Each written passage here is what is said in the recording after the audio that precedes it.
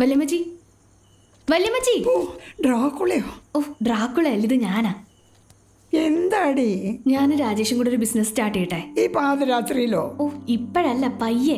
ആ, ഓ, എന്ത് ബിസിനസ്സാന്ന് ചോദിക്കേ? ഫുഡ് ബിസിനസ് അല്ലേ? എങ്ങനെ മനസ്സിലായി? പിന്നെ പാചകക്കാരന്റെ കൂടെ കമ്പ്യൂട്ടർ ബിസിനസ് ചെയ്യാൻ പറ്റുമോ? ഓ, ഉമ്മാ. ഓ, പോടി പെണ്ണേ, ഉറങ്ങിക്കോട്ടെ. എടോ, എൻ്റെ ഒരു ഐഡിയ ഉണ്ട്. ഐഡിയ? എന്താ ഐഡിയ? Partnership business. ആരൊക്കെ? ഞാനും താനും. ആ, അടിപൊളി. നല്ല സമയമാണ് എൻ്റെ കൂടെ പാർട്ട്ണർഷിപ്പ് തുടങ്ങാൻ. എടോ, പ്ലാൻ വർക്കൗട്ട് ആയാൽ നമുക്ക് ഈസി ആയിട്ട് ഇവളുടെ കാശ് കൊടുക്കാൻ പറ്റും. ഈ ബിസിനസ് ഒക്കെ ചെയ്ത് കാശുണ്ടാക്കാന്ന് പറഞ്ഞു കഴിഞ്ഞാൽ നടക്കണ കാര്യമല്ലോ.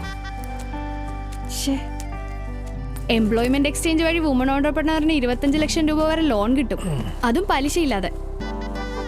ലോൺ എന്റെ പേരിൽ എടുക്കാം, എന്നിട്ട് അതിൽ നിന്ന് 8 ലക്ഷം രൂപ എങ്ങനെ കൊടുത്തു കഴിഞ്ഞാൽ ബാക്കി നമുക്ക് നമ്മുടെ ബിസിനസ്സിലിടാം. ഈ സർക്കാരിന്റെ കയ്യിൽ നിന്നൊക്കെ കാശ് മേടിക്കുക എന്ന് പറഞ്ഞാലേ നടക്കണ കാര്യമല്ലോ.